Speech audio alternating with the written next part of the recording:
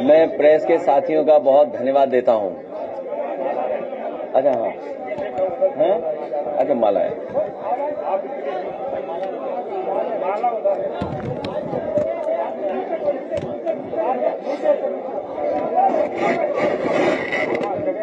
खड़े होने की जगह नहीं रखी जाएंगे बालू जी को।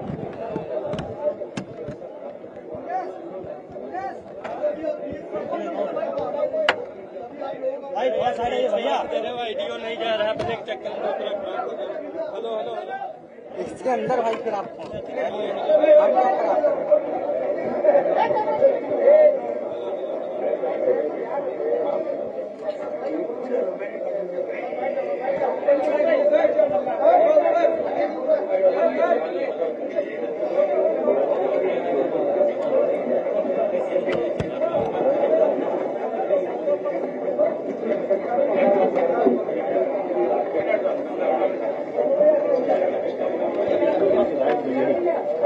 यही मतलब सबके चढ़ा।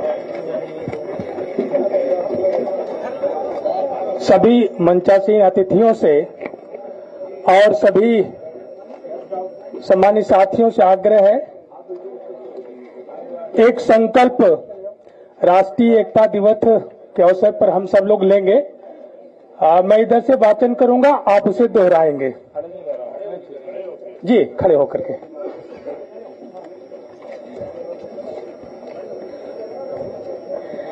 मैं सत्यनिष्ठा से शपथ लेता हूं कि मैं राष्ट्र की एकता, अखंडता और सुरक्षा को बनाए रखने के लिए स्वयं को समर्पित करूंगा और अपने देशवासियों के बीच यह संदेश फैलाने का भरसक प्रयत्न भी करूंगा।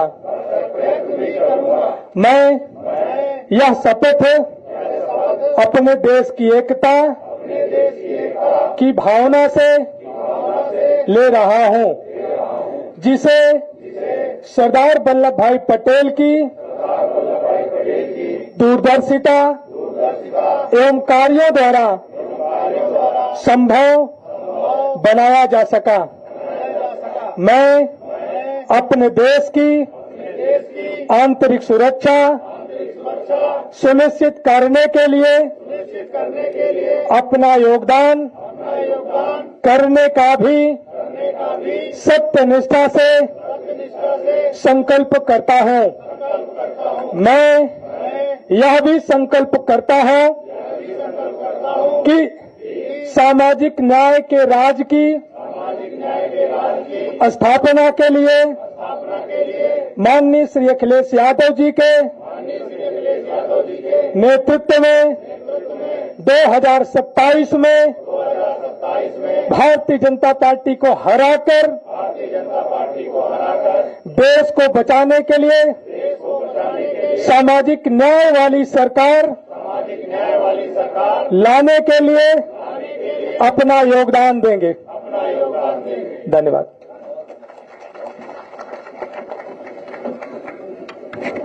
डॉक्टर आर के वर्मा जी, नरेंद्र वर्मा जी, आशुतोष वर्मा जी, लालजी वर्मा जी, हमारे पार्टी के अध्यक्ष रहे नरेश उत्तम जी पटेल जी, और बड़ी संख्या में विधायक चित्रकूट से लेकर के और सभी साथी जो आज आए हैं।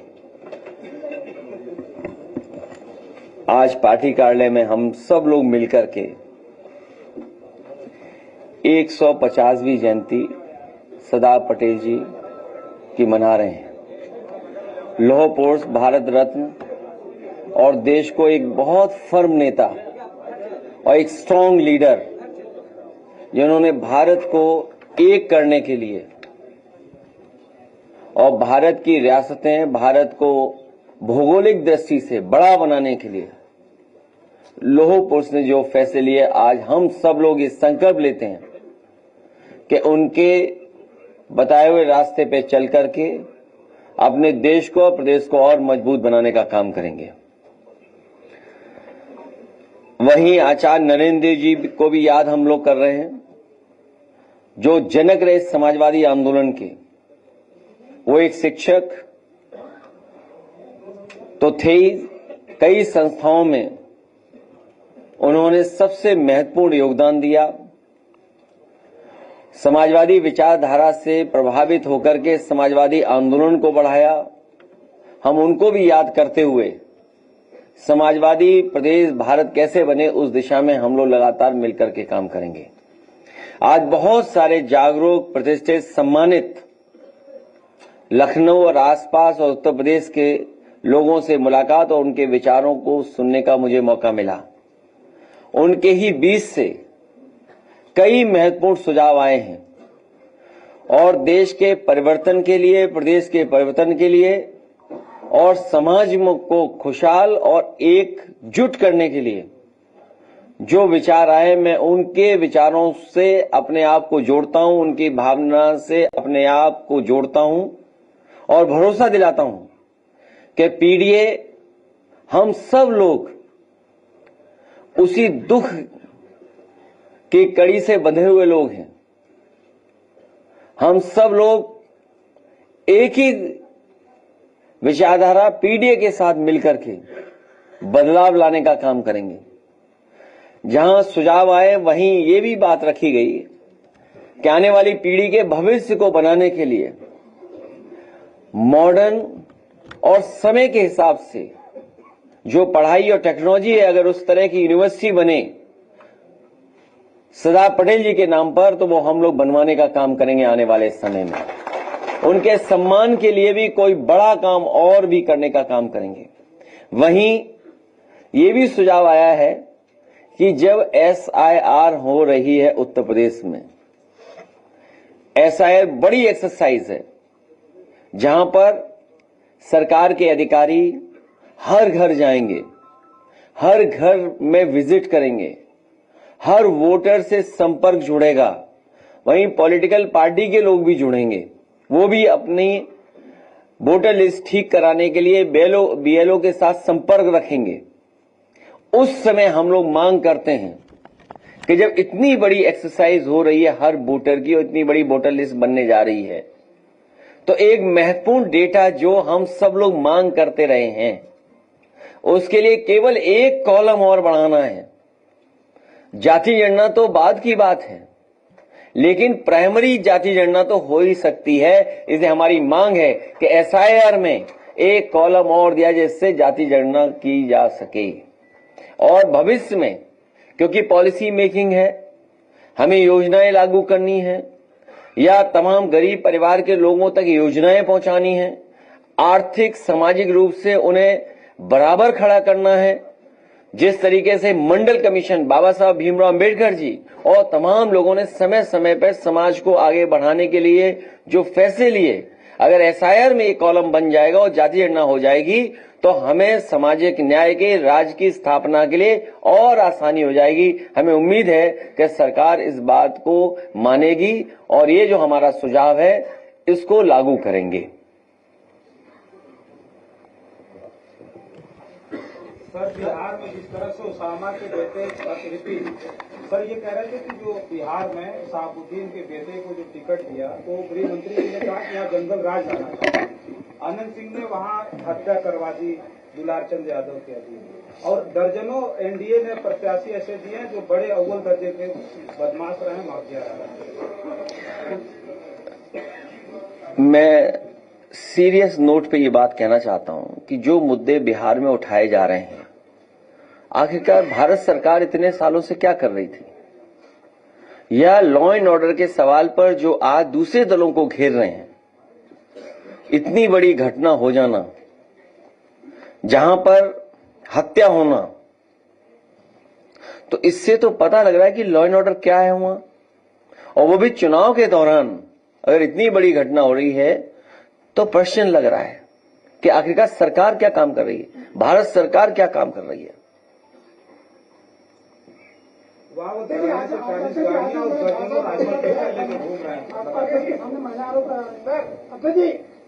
आजमगढ़ में भाजपा के कार्यक्रम में भाजपा की महिला कार्यक्रम आरोप लगा रही कि महिलाओं को भाजपा में सोचा हो रहा। इससे पहले भी आपको पता होगा, एक प्रदेश के अध्यक्ष से उन्होंने पूछा योजना कैसी चल रही है, इनको पहचानते हो? तो याद है उस महिला ने क्या कहा था? मुझे याद नहीं आ रहा।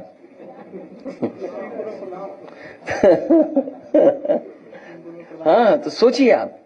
और ये एक महिला का दुख है, और वो भी भारतीय जनता पार्टी की वो सदस्य संगठन में की है।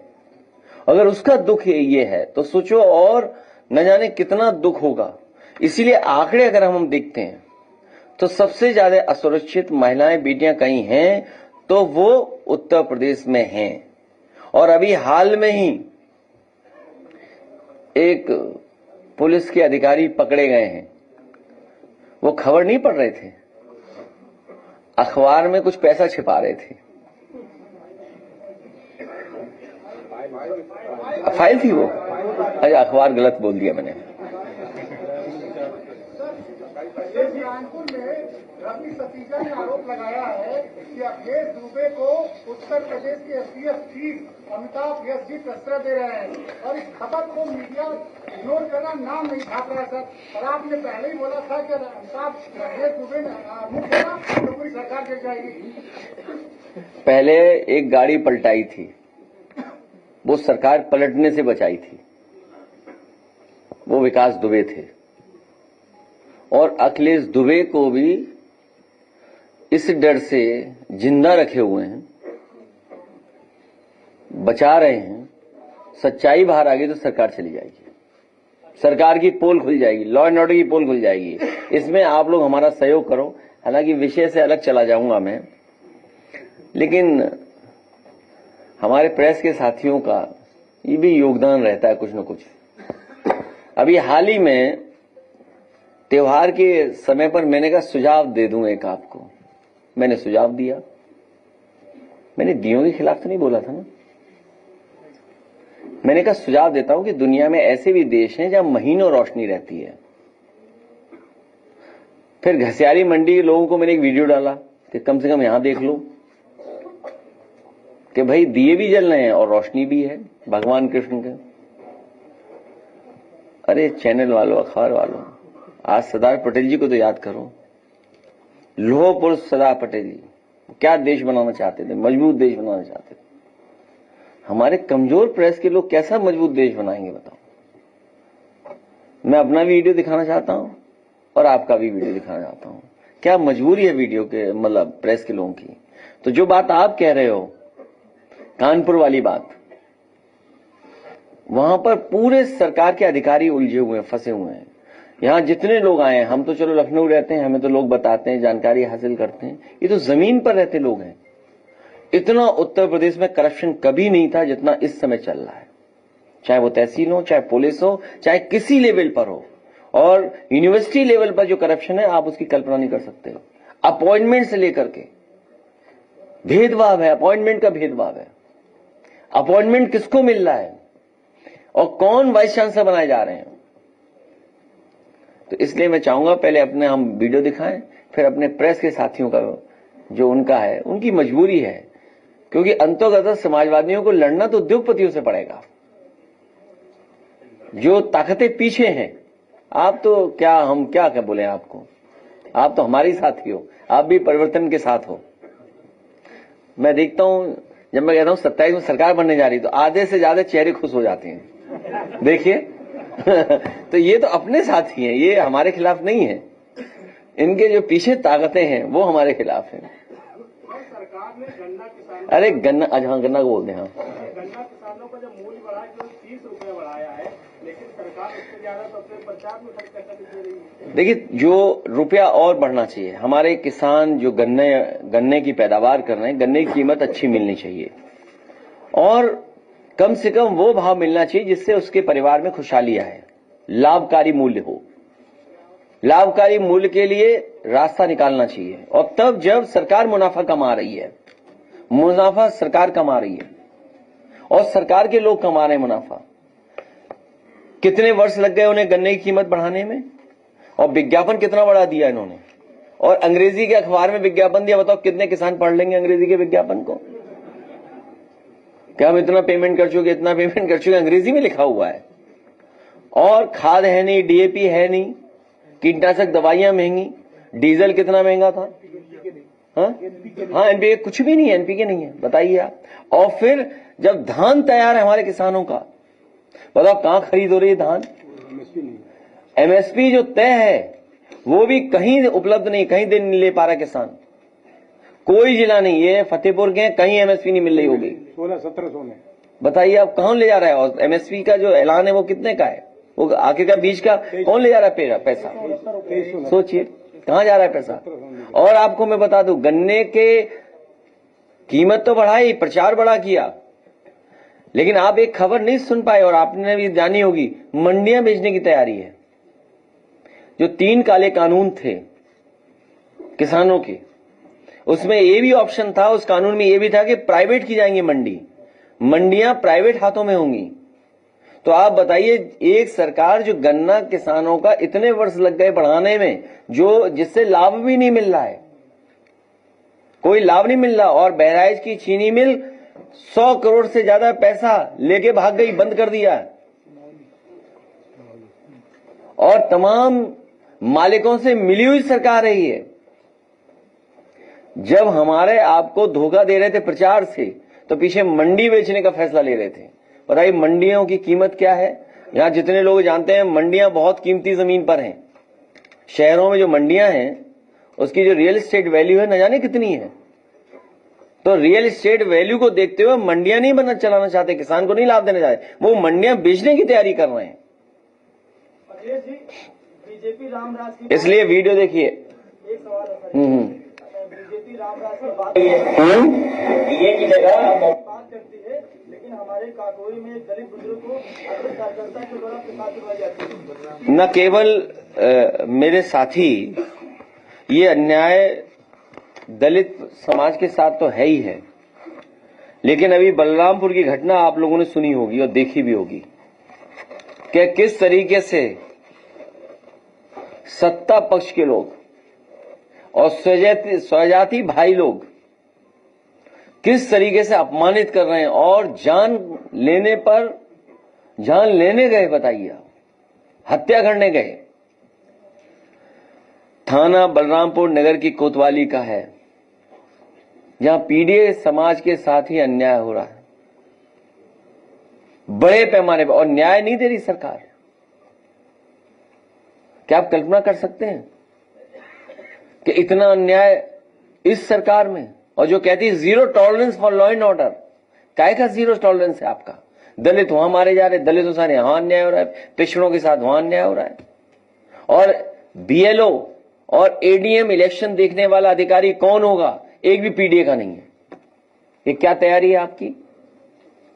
जब अयोध्या हार गए ये लोग, अयोध्या का चुनाव अलग कराया, और अयोध्या के जो प्रिसाइडिंग ऑफिसर बनाए गए थे और जो चुनाव के अधिकारी बनाए गए थे, वो बाकायदा खास लोगों को बनाया गया था, जो सरकार के खास लोग हैं उनको बना करके भेजा गया था। खैर, वीडियो देखिए, फिर प्रेस की भी न्यूज देखिए और वीडियो देखिए कि हमारे प्रेस के साथी क्या करते हैं। अभी इसके बाद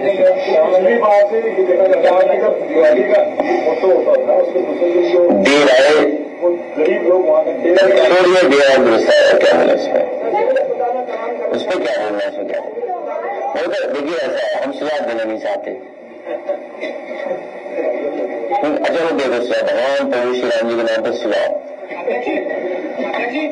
विजय भाई, देखिए दुनिया में इस समय क्रिसमस का समय पूरे शहर जगमगा जाते हैं और महीने जगमगा के रखते हैं वो लोग।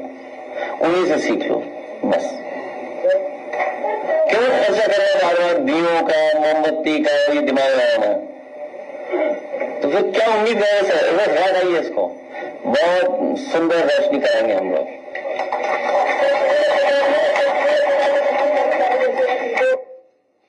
अब प्रेस की रिपोर्ट है। अयोध्या में दिए मोमबत्ती जलाना फिजूल खर्च लग रहा, फिजूल खर्च। आज हमें ना, आज बीजेपी और एक बहुत बड़ा वर्ग ना सफाई महोत्सव की याद दिला रहा है। फिजूल खर्च की बात आ जाती है ना, कि वो फिजूल खर्च की श्रेणी में आता था या नहीं आता था। जहां 100 करोड़ रुपए पानी की तरह बहा दिए जाते थे, सितारों को चार्टर्ड प्लेन से उतारा जाता था, 9 हवाई जहाज उतारे जाते थे, फिल्मी कलाकारों पूरा प्रशासनिक अमला वहां सेवा में तैनात होता था। आप जानते हैं कि रिपोर्ट के मुताबिक, सुनिएगा, फिजूल खर्च की बात कर रहे हैं ना अखिलेश यादव जी, फिजूल खर्च, ये फिजूल खर्च की श्रेणी में आते हैं। मीडिया रिपोर्ट्स के मुताबिक 2014 में सैफई महोत्सव पर 334 करोड़ रुपए खर्च किए गए थे। इनको दियों से कष्ट हो रहा है, 334 करोड़, ये नहीं था फिजूल खर्च। सिर्फ एक बॉलीवुड नाइट पर ना, उस रिपोर्ट के हिसाब से 100 करोड़ रुपए, एक बॉलीवुड नाइट के लिए 100 करोड़ रुपए खर्च करने के आरोप लगे थे मीडिया रिपोर्ट्स के हिसाब से। जहां सुरक्षा के लिए ना कई जिलों की पुलिस फोर्स मंगवा ली जाती थी। उसी रिपोर्ट में लिखा था 8 कंट्री पैरामिलिट्री फोर्सेस की तैनात रहती थी। ये फिजूल कष्ट थोड़ी ना। अयोध्या में दिए जल रहे हैं, वो राम मंदिर का कष्ट अभी भी है, दीपावली के दियों से कष्ट है। अच्छा, अब इसलिए बीजेपी का कहना है कि कम से कम अखिलेश यादव को, दीपोत्सव पर अखिलेश यादव के बयान पर बवाल मच गया। दर्शक, सनातन के अपमान पर योगी और अखिलेश में ठन गई है। अखिलेश यादव ने अयोध्या में दीपोत्सव पर सवाल उठा दिए हैं। अखिलेश ने योगी को कहा कि आपको क्रिसमस से सीख लेना चाहिए। कहा कि क्रिसमस पर पूरी दुनिया रोशनी से जगमगाती है। अखिलेश ने कहा हमें उनसे यानी क्रिसमस से सीख लेना चाहिए। दिए और मोमबत्तियों पर पैसा खर्च करने का क्या मतलब? सोचिए आप, अखिलेश यादव कह रहे हैं, वो कह रहे हैं कि योगी सरकार को हटा दीजिए, हम जब सरकार में आएंगे तो ऐसी सुंदर लाइट लगाएंगे। अखिलेश यादव के इस बयान पर योगी आदित्यनाथ ने अयोध्या से ही जवाब दिया, जहां पर दिए जलाने का रिकॉर्ड बना है। योगी आदित्य, बस धन्यवाद। प्रेस के लोग कृपा करो थोड़ा। मैंने ये वीडियो इसलिए दिखाया कि प्रेस के लोग थोड़ा कृपा करो।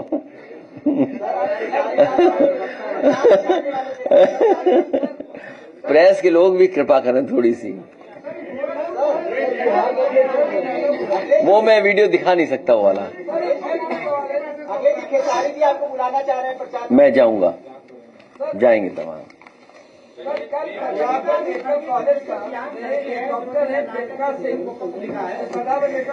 प्रियंका सिंह ने प्रसव के लिए आई महिला के पति से कहा कि अगर आपके पास पैसा नहीं तो आप बच्चे पैदा क्यों कर रही हो। और इसी तरह की एक दूसरी घटना मिर्जापुर में हुई, जहां प्रसव के लिए महिला गई और अस्पताल के बाहर टीचर था, इसलिए एम्बुलेंस ने थोड़ी दूर गेट के बाहर उतार दिया और टीचर में ही प्रसव हो गया महिला का। क्या बताएं मेडिकल के लिए, ये घटनाएं, सूचनाएं लगातार मिल रही हैं। और बीजेपी के तमाम बड़े नेता जो सरकार में हैं, जब इन्हें अच्छा इलाज कराना होता है तो समाजवादी सरकार में बना हुआ मेदांता अस्पताल में जाते हैं। मैं उत्तर प्रदेश के लोगों को भरोसा दिला सकता हूं कि जिस तरह कैंसर इंस्टीट्यूट बना है, वर्ल्ड क्लास कैंसर इंस्टीट्यूट, या लोहिया अस्पताल में फ्री इलाज होता था, सैफई मेडिकल यूनिवर्सिटी में फ्री इलाज होता था, केजीएमयू में गरीबों के इलाज के लिए अलग से फंड दिया जाता था। किसी भी गरीब परिवार के सदस्य को अगर अस्पताल भेजा जाएगा तो उसका फ्री इलाज होगा, उस पर कोई भी अतिरिक्त खर्चा नहीं आने दिया जाएगा। और मेडिकल की वर्ल्ड क्लास फैसिलिटी प्रोवाइड करेंगे।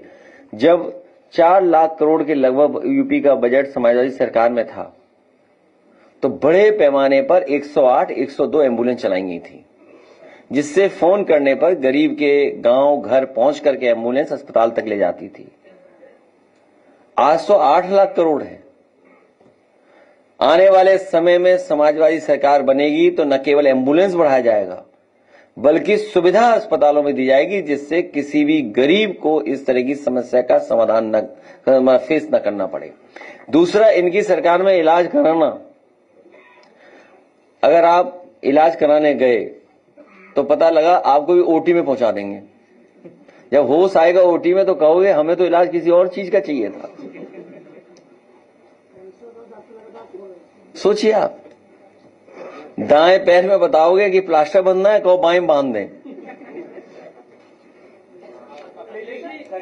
इनकी स्वास्थ्य सेवाएं पूरी खत्म हो चुकी हैं। चुनाव के मधुखेड़ा में क्या हुआ, अपना चैनल सुधारो थोड़ा। हाँ, आपका ही नहीं यार, क्या चीज? खड़गे जी ने भी वही कहा जो आपने सुबह कहा था कि सरदार पटेल ने आरएसएस को बैन किया था। खड़गे जी भी वही बात कह रहे हैं। नहीं, ये सच्चाई है। और जब अंडरटेकिंग दी थी, गिवन अंडरटेकिंग, तब आरएसएस पे बैन हटा था। अंडरटेकिंग क्या माने हम इसको? और आपको दूसरी बात और बता दें, ये जो भारतीय जनता पार्टी है, इसकी ओरिजिनल पार्टी आरएसएस है, वहीं से निकले हैं। और जब भारतीय जनता पार्टी का गठन हुआ था, उस समय भारतीय जनता पार्टी के गठन के समय पर उनका जो प्रेसिडेंशियल भाषण था, उसमें यह तय किया गया था कि सोशलिस्ट और सेकुलर विचारधारा पर भारतीय जनता पार्टी चलेगी। तो जैसे वो झूठ बोलते हैं वैसे झूठ बोला था उन्होंने उस समय भी। क्या ये सेकुलर रास्ता है इनका? क्या सोशलिस्ट रास्ता है? आप पूरे देश की इकोनॉमी चाइना को दे दे रहे हैं। आप पर हर दिन अमेरिका के राष्ट्रपति दबाव बना रहे हैं और आपने बाजार खोल दिया उनके लिए। हमें आपको उलझाए हुए हैं यहां पर और चीजों में। और सोचिए, आज के समय पर आंध्र प्रदेश, तेलंगाना, मेटा का, गूगल का या बड़ी बड़ी कंपनियों का वहां पर इन्वेस्टमेंट बढ़ रहा है और हमें उलझाए हुए दूसरी चीजों में।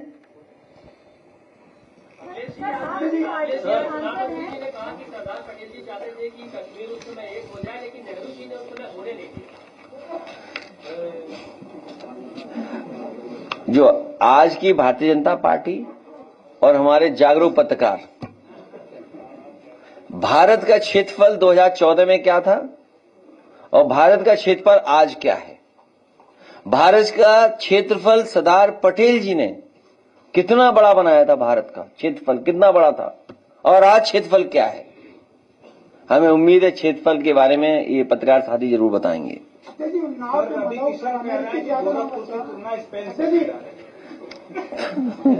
हमें कोई बताए स्पेन नक्शे में कहाँ है? स्पेन कहाँ है नक्शे में, बताओ ना। अच्छा, कोई क्यूटो से कर रहा है तुलना। अच्छा, क्यूटो बनाना था बनारस को, गलियां तोड़ रहे हैं जो बहुत पुरानी गलियां थी। नया चीज नहीं बनानी, कोई पुरानी गलियों को तोड़ रहे हैं। न जाने कितना नुकसान हो रहा है। और मुआवजा जो मिलना चाहिए था मार्केट वैल्यू, वो नहीं मिल रहा है। झगड़ा तो यही है कि मार्केट वैल्यू क्या है, आप मार्केट वैल्यू नहीं दे रहे हैं। आपने कहा क्यूटो बना देंगे। अरे आप गूगल करके कभी तस्वीर तो देखो, वीडियो तो देखो, क्यूटो क्या है। आज के समय में धोखा नहीं दे सकते हैं। आज से 10 साल पहले आप धोखा दे देते। मैं कोई बात कहता, आप तुरंत चेक कर लोगे गूगल करके। बहुत से प्लेटफॉर्म वहां पर चेक कर लोगे आप। ये संभव पहले नहीं था। तो आप कह रहे हैं हम क्यूटो बना देंगे, कोई कह रहा है स्पेन जैसा। अरे गोरखपुर स्पेन जैसा देखेगा। न जाने कितना गांजा पकड़ा जा रहा है पूरे उत्तर प्रदेश में। हाँ, उससे तो मिलता है स्पेन थोड़ा बहुत। स्पेन की लाइफ से थोड़ा बहुत मिलता है, हालांकि इसमें बुराई मान जाए कोई।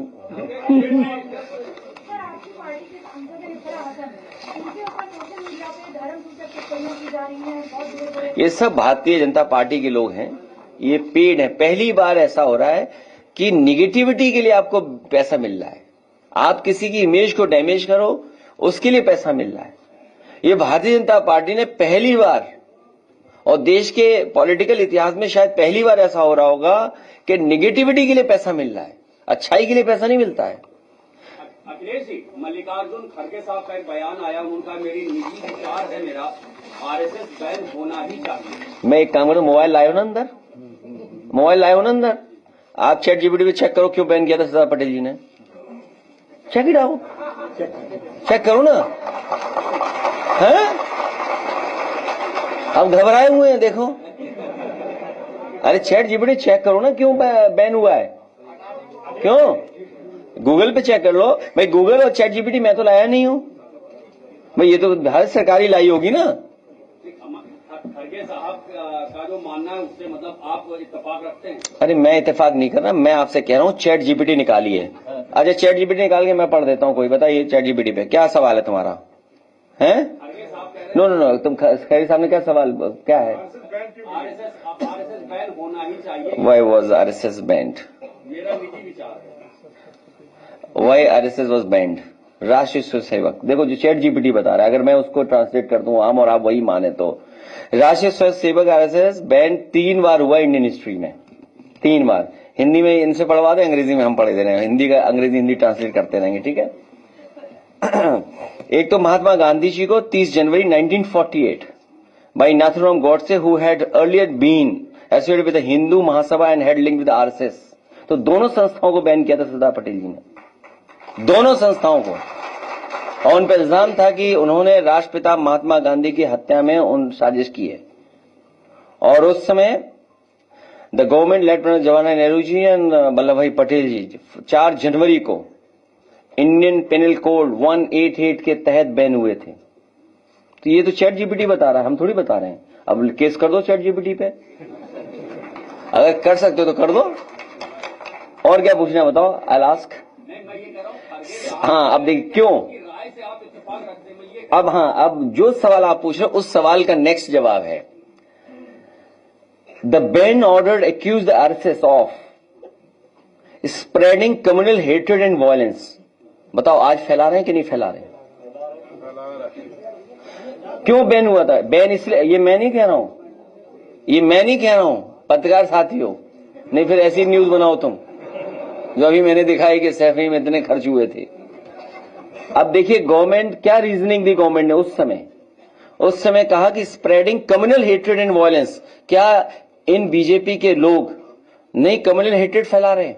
हमारे पत्रकार साथी ने बोला, एक नाम के बारे में पूछा, हम चुनाव प्रचार में जा रहे हैं, अरे हमारे मुख्यमंत्री जी तो बच्चों से खेल रहे हैं आजकल, हर दिन देखते हैं, हफ्ते 10 दिन 15 दिन वाले एक बच्चे को गोदी में उठाते हैं। अच्छी बात है, बच्चों के प्रति प्रेम होना चाहिए, और नाम बदलने का तो उनका पुराना स्टाइल है। अब मैं ये कहूं कि चैट जीपीटी से पूछ करके ओबामा का नाम, वो क्या नाम था, ओसामा, कि ओसामा का कोई नाम दूसरा बता दो हिंदी में या अरेबिक में, तो बहुत शेर सिंह नाम आ जाएगा। तो योगी जी को नाम बदल देना चाहिए था, उसका नाम अच्छा नहीं लग रहा था ओसामा, तो शेर सिंह नाम कर देते। तो अब second line, creating an atmosphere that led to Gandhi's assassination, कि उन्होंने वो वातावरण पैदा किया जिसकी वजह से राष्ट्रपिता महात्मा गांधी जी की हत्या हुई। ये आरोप लगा आरएसएस पे और हिंदू महासभा पे। और engaging and sacred and supporting activities against the state, और इस भारत सरकार के खिलाफ अंडरग्राउंड गलत प्रचार करना, वो आज भी हो रहा है। मुख्यमंत्री अभी बिहार गए थे, तो ये तो अब बताइए क्या करें। वो तो हिस्ट्री हो चुकी है। अच्छा चलो चैट जीपीटी यही पूछते हैं जो बात आप कह रहे हो, आर दे, नहीं ये पूछना है, हिंदी में पूछो जो ये सवाल है इनका। चैट जीपीटी नहीं दूसरा सवाल जो पूछ रहे हैं, are they still spreading hatred, दो हिंदी पूछो ना चैट जीपीटी पे। क्या आज Bharatiya Janata party are they सरकार में आरएसएस पर प्रतिबंध लगाना चाहिए? नहीं अभी भी हेट्रेड फैला रहे हैं कि नहीं फैला? आर दे सामुदायिक सद्भाव बिगाड़ने का प्रयास कर रही थी। चल वाह, मेरे धन्यवाद साथी।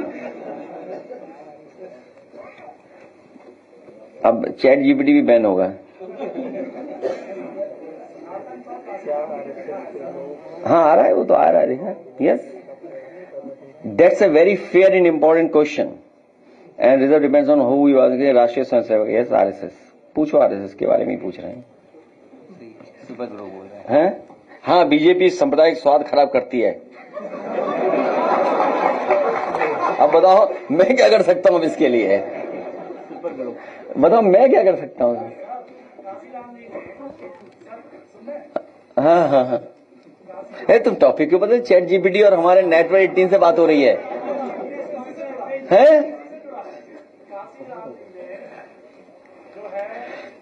लिखा है कि सनातन धर्म ने सबसे ज्यादा लोगों पर अत्याचार किया। ये काशीराम जी ने लिखा है अपनी जो है धरती पर, पूरे धरती पर जाति के आधार पर भेदभाव कहीं नहीं है जितना भारत में हुआ है। और जितना दलित अपमानित हुआ है या दलित के साथ जिस तरह का व्यवहार हुआ है, शायद धरती पर व्यवहार इस तरह का किसी जाति के आधार पर नहीं हुआ होगा। आओ नेक्स्ट सवाल चैट जीपीटी।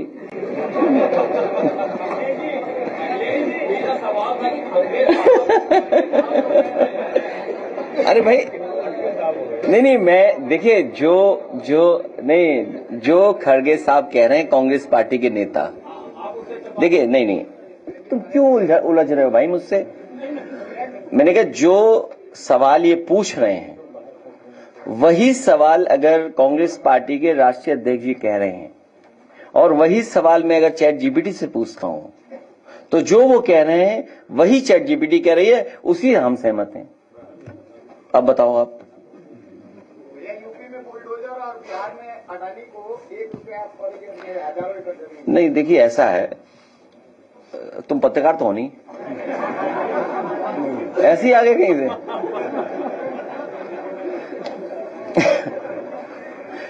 नहीं हम एक काम करेंगे, यूपी में सरकार बनाओ, कोई भी उद्योगपति हो और अगर 10,000 लोगों को नौकरी दे, 20,000 लोगों को नौकरी दे, तो हम उसे चवन्नी में भी दे सकते हैं जमीन। चवन्नी में हम तो कहेंगे तेजस्वी जी से कि वो 1 रुपया वापस कर दें, उनसे शर्त लगा देंगे 10,000 लोगों को नौकरी देंगे। 1 रुपये की बात है ना, वापस हम चवन्नी में देंगे। भाजपा नेता है दिनेश निरहुआ खेसारी को कह रहे हैं कि वो यादव है ही नहीं, हिंदू विरोधी है। क्या है? अरे तुम पत्रकार ही नहीं हो यार। तुम पत्रकार नहीं हो, तुम ऐसे ही हो बस मित्र। वहाँ पे बिहार में कहते हैं मुख्यमंत्री जी, वहाँ पे बुलडोजर आया था, उसको तारीफ कर रहे थे, लेकिन मेरठ में एक बड़े पैमाने पर वहाँ पे बुलडोज किया गया, एक बिल्डिंग बुलडोज की गई है, वहाँ के व्यापारी बहुत परेशान है। देखिए वो बीजेपी की दुकानें जा रही है ना। मुझे कोई साथी बता रहा था कि ये फैसला पहले भी आया था समाजवादी सरकार में, तो उस समय हम लोगों ने दुकानें नहीं टूटने दी थी। उन सब लोगों ने बीजेपी को वोट दिया है तो रिटर्न गिफ्ट मिल रहा है बुलडोजर का। मैं एक बार फिर अपने सभी नेताओं का, जहां उपस्थित हैं नरेश उत्तम जी, लालजी वर्मा जी, उत्कर्ष वर्मा जी, आर.के. वर्मा जी, राजन चौधरी जी, नरेंद्र वर्मा जी, आशुतोष वर्मा जी, एसपी सिंह जी, एच.एन. पटेल जी, संदीप पटेल जी, अनिल पटेल, पंकज पटेल, अनिल वर्मा, इन सभी साथियों का, और जिनका नाम मेरा छूट गया है, बहुत सारे साथी हैं, पटेल यात्रा चलाने वाले बहुत सारे साथी लोग हैं, मैं सबका धन्यवाद और आभार प्रकट करता हूं। लाइए सवाल तुम्हारा।